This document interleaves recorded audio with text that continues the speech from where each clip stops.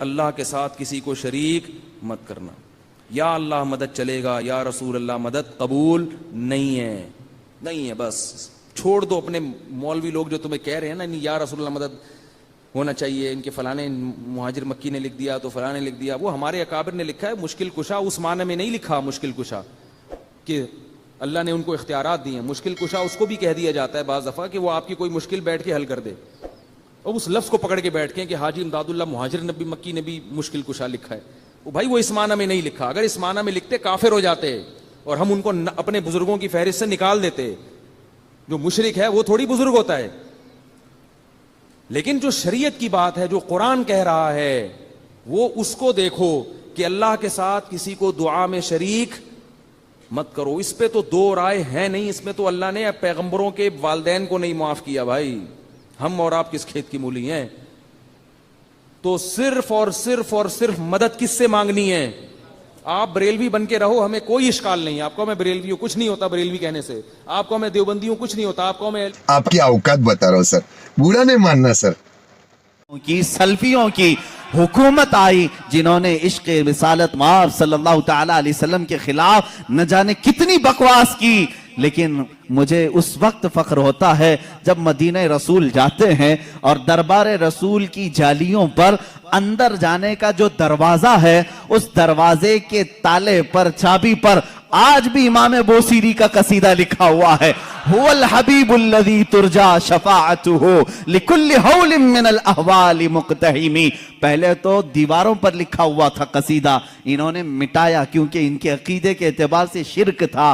700 سال پہلے آنے والے امام بوسیری نے جب پکار کر کے یہ کہا تھا یا اکرم الخلق مالی من الوذ بہ سواک عند حلول الحادث العممی, اے مخلوق میں سب سے اکرم رسول, تکلیفوں میں میرے پاس تمہارے سوا ہے کون, مصیبتوں میں آپ کے علاوہ میرے پاس کون ہے جس کی بارگاہ میں میں فریاد کروں تو میری فریاد کو پہنچے گا. اے رسول تمہارے علاوہ کون ہے؟ وَلَن يَضِيقَ رَسُولَ اللَّهِ جاہو کبھی اِذَا الْكَرِيمُ تَجَلَّى بِاسْمِ مُنْتَقِمِ. امام بوسیری نے یہ قصیدہ کب لکھا تھا اس کی تاریخ میں ہے. آپ جوان عالم دین, عاشق رسول, لیکن اچانک لقوے نے حملہ کر دیا, فالج کا اثر آ گیا. جب فالج آ جائے تو معلوم ہے جسم بیکار ہو جاتا ہے, بستر پر رہے. لقوے کے اثر سے ایسا کہ دوستوں نے دوستی چھوڑ دی, لوگ تو دور ہوتے ہی ہیں بیماروں کے علاوہ, گھر والوں کے علاوہ کون رہے. یہ بیماری لمبی ہو گئی, ہاتھ پیر اٹھتے نہیں تھے, سوتے سوتے جسم کے اندر بھی طرح طرح کی تبدیلیاں آنے لگی. ایک زمانہ ہو گیا ایسے بیماروں کے جب آنسو نکلتے ہیں تو سیدھے مدینے پہنچ جاتے ہیں, جن کا دنیا میں کوئی طبیب بھی نہیں, جن کا دنیا میں کوئی غم کی داستان سننے والا نہیں, جن کی دنیا میں کوئی بولی سننے والا نہیں.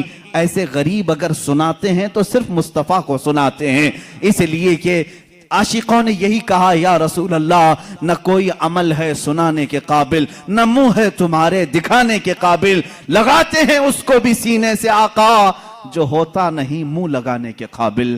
میرے آقا اس کو بھی سینے سے لگاتے ہیں, اس غریب کی بپتا بھی سنتے ہیں.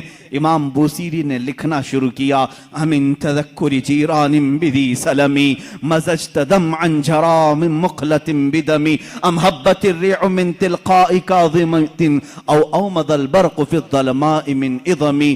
یہ قصیدہ لکھتے لکھتے لکھتے لکھتے آنسوؤں کی لڑیاں اتنی کہ بستر نم ہو گیا, آنکھیں لگ گئیں. بیداری کے عالم میں لکھ رہے تھے, آنکھیں لگ گئی, نیند آ گئی. اور اس وقت خواب میں میرے آقا تشریف لائے, کہا اے بوسیری کیا تو نے مجھے یاد کیا ہے؟ جب بھی امتی درد دل سے یاد کرے میرے آقا تشریف لاتے ہیں. امام شرف الدین بوسیری لکھ رہے تھے قصیدہ کہاں سے؟ الحمدللہ منشی الخلق من عدمی ثم الصلاة علی المختار فی القدمی.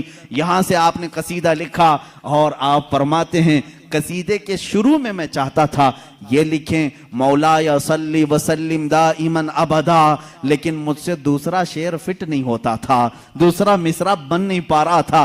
پورے شعر لکھ دیا, پہلا ہی شعر مکمل نہیں ہوا, سو گیا. خواب میں میرے آقا نے فرمایا بوسیری جو ہماری شان میں لکھے ہو ذرا سناؤ, ذرا سناؤ. इमाम बूसीरी सुनाने लगे, एक ही शेर पर अटकते रहे, मौला यसल्ली वसल्लिम दाइमन अबदा, मौला यसल्ली वसल्लिम दाइमन अबदा। आगे का आका नहीं आ रहा है। मेरे आका ने फरमाया, बूसीरी इस आगे वाला मिसरा मेरी तरफ से रख लो, अला हबीबी का खैरिल खल्क़ि कुल्लिहिमी। दुनिया का ये कसीदा है इमाम शरफुद्दीन बूसीरी का, जिसका पहला शेर इनकी तरफ से है, दूसरा शेर मुस्तफा जाने रहमत की तरफ से है। कसीदा सुनाया तो सुनाया, मेरे आका सल्लल्लाहु ताला अलैहि वसल्लम ने इनाम के तौर पर अपनी पहनी हुई चादर उन्हें दे दिया। कहा, बूसीरी ये मेरी तरफ से इनाम है, और उनके जिस्म पर अपना हाथ फेरा, कहा अल्लाह तुझे शिफा अता करे। इमाम बूसीरी कहते हैं, ख्वाब तो बड़ा अच्छा था, ख्वाब में कौन क्या नहीं देखता है। सुबह हुई, लेकिन मेरे अजीजों जिसने रसूल को देखा उसने हकीकत में देखा।